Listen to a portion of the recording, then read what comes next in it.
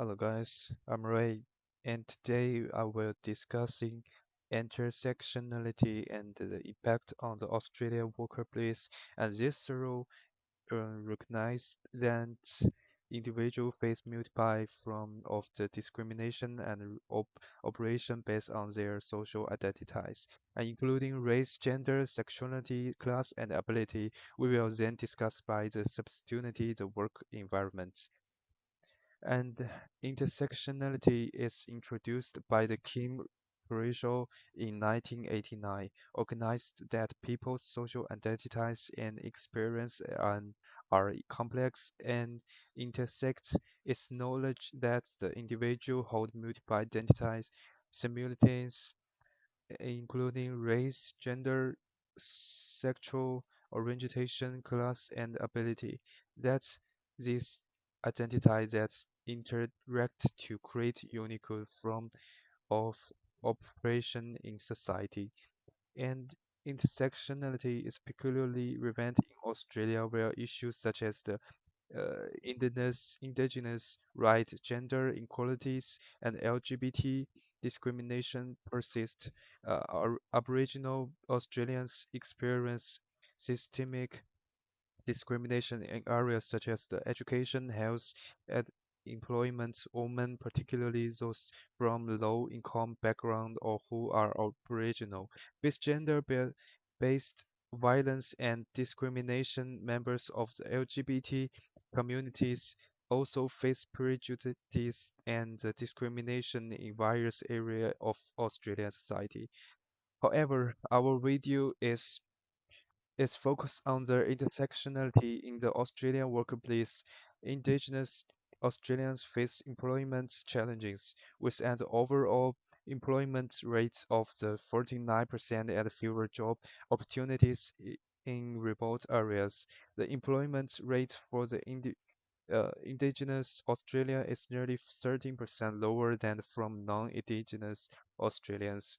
Gender bias is also involved as the overall employment rate for men is higher than for women. This issue reflects the systemic discrimination against the Aboriginal people in the Australian workplace. And the sixth things we need to understand about the racial discrimination in the Australian workplace. The bamboo sling referred to the multitude of the culture factors in impeding the rise of Asian Australians to the upper levels of the professional world. According to the Australian Human Rights percent of Asian Australia mixed to